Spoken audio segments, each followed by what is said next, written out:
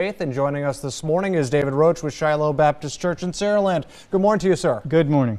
We wanted to continue our conversation talking about why someone should go to church. You mentioned that church is an obligation and also a joy. How do we keep the joy in that obligation?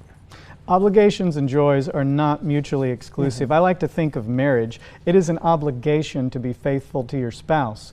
But in what reasonably healthy marriage is that merely an obligation and not also a joy?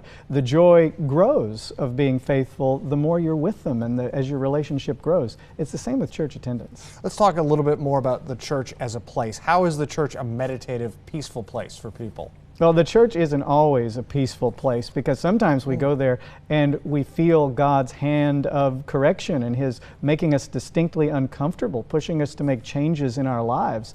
But generally, church is a peaceful place. Psalm 46 says, "Be still and know that I am God," and the church provides a great venue to do that. And you mentioned Psalms, but what are some of the biblical bases for having church attendance? The word often translated church in the New Testament is the Greek word ekklesia, and it's used more than 100 times. It's all over the New Testament. Acts is the story of churches being started across the known world. Letters are addressed to churches. The New Testament authors could not imagine a Christian who is not also a churchgoer.